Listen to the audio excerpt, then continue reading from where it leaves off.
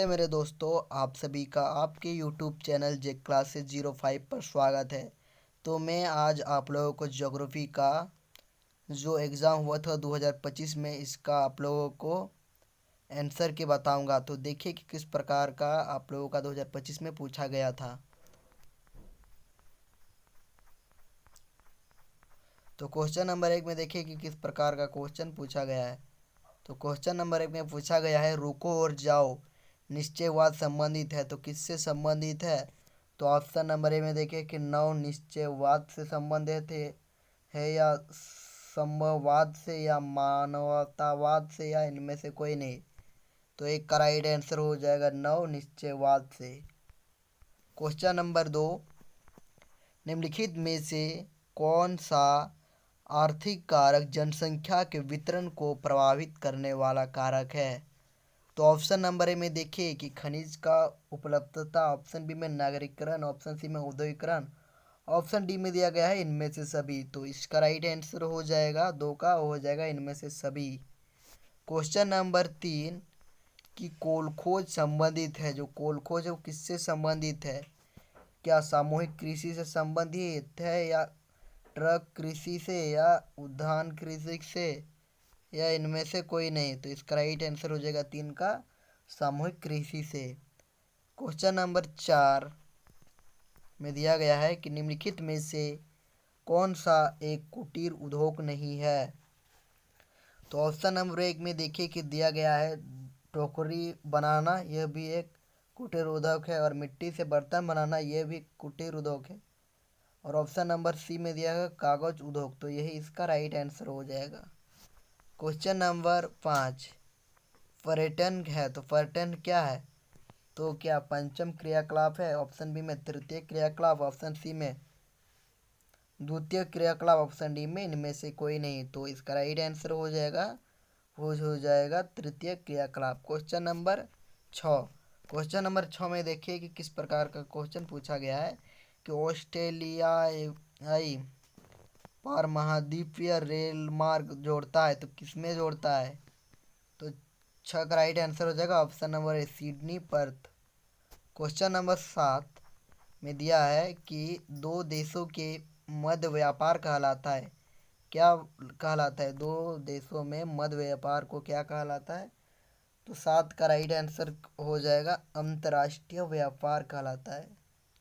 तो question number 8 में दिया गया है कि भारत में उदारीकरण को किस वर्ष अपनाया गया। जो भारत में उदारीकरण को किस वर्ष अपनाया गया? तो क्या 1991 में अपनाया गया? तो ऑप्शन बी में देखिए कि 1993, ऑप्शन सी में 1990 और ऑप्शन डी में 201। तो इसका राइट आंसर हो जाएगा 1991 में भारत में उदारीकरण को वर्ष को अपनाया गया था। क्वेश्चन नंबर 9, निम्नलिखित में से कौन सा औद्योगिक नगर है? औद्योगिक नगर। तो ऑप्शन नंबर ए में देखिए कि वाराणसी, ऑप्शन बी में हरिद्वार, ऑप्शन सी में जमशेदपुर, ऑप्शन डी में अयोध्या। तो इसका राइट जो आंसर हो जाएगा वो हो जाएगा जमशेदपुर। क्वेश्चन नंबर 10 कि वृत्ताकार प्रतिरूप नगर का विकास होता है। तो किसमें होता है? क्या नदी के सहारे होता है या झील के सहारे या पर्वतों पर या मैदानों पर? तो इसका राइट आंसर हो जाएगा झील के सहारे। क्वेश्चन नंबर 11 कि हाल में वर्षों में भारत में सर्वाधिक जनसंख्या किस देश के प्रवासियों की है? तो किस देश की है? तो वो है पाकिस्तान है या बांग्लादेश या नेपाल या भूटान। तो इसका राइट जो आंसर हो जाएगा वो हो जाएगा बांग्लादेश हो जाएगा। क्वेश्चन नंबर 12 भारत के किस राज्य में साक्षरता दर सबसे कम है? कौन सा राज्य में साक्षरता दर सबसे कम है? वो है बिहार। और सबसे ज़्यादा साक्षरता दर किस राज्य में है? तो वो है केरल। क्वेश्चन नंबर 13 कि परिक्षम बस्तियां हैं। तो किसमें? तो विखंडित बस्तियों से। क्वेश्चन नंबर 14 कि निम्नलिखित में से कौन सा से कॉफ़ी की किस्में हैं? तो क्या है? एबे अरेबिका है या रोबस्टा है या लिबेरिका या इनमें से सभी। तो इसका राइट आंसर हो जाएगा इनमें से सभी। क्वेश्चन नंबर 15, निम्नलिखित में से कौन सा भारतीय कृषि के समस्याओं से संबंधित है? तो छोटे खेत, ऋणग्रस्तता, निम्न उत्पादकता, ऑप्शन डी में इनमें से सभी। तो इसका राइट आंसर हो जाएगा इनमें से सभी। क्वेश्चन नंबर 16, कि जल समस्या के संभावित कारण है। क्या क्या संभावित कारण है जल समस्या का? तो जल का अधिक दोहन होना, या जल प्रदूषण होना, या जल के पुनः चक्रण में कमी, इनमें सभी। तो इसका राइट आंसर हो जाएगा इनमें से सभी। क्वेश्चन नंबर 17, कि भारत में कोयला का सर्वाधिक उत्पादक राज्य कौन सा है? मतलब वो कौन सा राज्य है जहाँ पर सबसे ज़्यादा कोयला है? तो ऑप्शन नंबर ए में देखिए कि उड़ीसा, या छत्तीसगढ़, या झारखंड, या कर्नाटक। तो सबसे ज़्यादा कोयला किस राज्य में है? तो झारखंड में है। क्वेश्चन नंबर 18, कि 2001 की जनगणना के अनुसार भारत के किस राज्य में जनसंख्या सबसे कम है? वो हो जाएगा सिक्किम में हो जाएगा। क्वेश्चन नंबर 19, निम्नलिखित में से कौन सा अत्यधिक खनिज है? तो 19 का राइट आंसर हो जाएगा ऑप्शन नंबर डी हो जाएगा। अभ्रक भी है, कोयला, चूना पत्थर, इनमें से सभी है, इसका राइट आंसर हो जाएगा। क्वेश्चन नंबर 21 ने 20, कि टाटा लौह तथा इस्पात कंपनी स्थित है? तो रांची में है, या जमशेदपुर, या बोकारो, या धनबाद में? तो यह है जमशेदपुर में है टाटा लौह इस्पात कंपनी। क्वेश्चन नंबर 21, कि भारतमाला परियोजना निम्नलिखित में से किससे संबंधित है? तो राष्ट्रीय राजमार्ग से संबंधित है। क्वेश्चन नंबर 22, कि भारत में रंगीन टेलीविज़न की शुरुआत कब हुई? तो ये हुई थी 1982 में हुई थी, या 1992, या 2002, या 2022। तो ये हुआ था 1982 में। जो भारत में रंगीन टीवी की शुरुआत, मतलब जो रंगीन टीवी हुआ था वह कब से शुरुआत हुआ? जो रंगीन टीवी वो हुआ था 1982 में। क्वेश्चन नंबर 23, निम्नलिखित में से कौन से लौह इस्पात उद्योग से संबंधित है? तो क्या है? तो टाटा लौह तथा इस्पात कंपनी, राउरकेला इस्पात, और भिलाई इस्पात संयंत्र। तो इसका right answer option number D. Question number 24, air India संबंधित है तो किससे संबंधित है? तो इंटरनेट से, या उपग्रह से, या वायुमार्ग से, या राजमार्ग से? तो ये जो संबंधित है वो है वायुमार्ग से संबंधित है।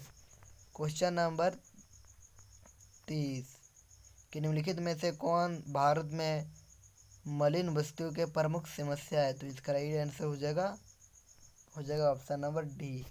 तो देखिए कि सब्जेक्टिव में किस प्रकार का क्वेश्चन पूछा गया है। तो सबसे पहले देखिए कि दिया गया है 26 में, कीर्तन और दहन कृषि से आप क्या समझते हैं? यह 2026 का क्वेश्चन पूछा जा रहा है। क्वेश्चन नंबर 27, कुटीर उद्योग के दो उदाहरण है। तो आप लोगों को सब्जेक्टिव का वीडियो चाहिए तो आप लोग कमेंट कीजिए और सब्सक्राइब कीजिए। क्वेश्चन नंबर 28, पर्यटन क्या है? क्वेश्चन नंबर 29, निर्यात से क्या अभिप्राय है? क्वेश्चन नंबर 30, प्रवास की परिभाषा करें। क्वेश्चन नंबर 31, वायु प्रदूषण का कोई एक स्रोत लिखिए। क्वेश्चन नंबर 32, गैरीसन छावनी नगर से अभिप्राय है। क्वेश्चन नंबर 33, रबी की फसलें क्या है तथा यह किस ऋतु में फसलें हैं? क्वेश्चन नंबर 34, जीवन प्रत्याशा क्या है? क्वेश्चन नंबर 35, संचार सेवाएं क्या है? यह किस प्रकार पूरे विश्व को प्रभावित कर रहा है? क्वेश्चन नंबर 36, वायु परिवहन के 3 लाभ लिखिए। क्वेश्चन नंबर 37, वर्षा जल संग्रहण के 3 लाभ लिखिए। क्वेश्चन नंबर 38, सघन बस्तियों की विशेषता का वर्णन कीजिए। क्वेश्चन नंबर 39, तृतीयक आर्थिक क्रियाकलाप की विशेषता लिखिए।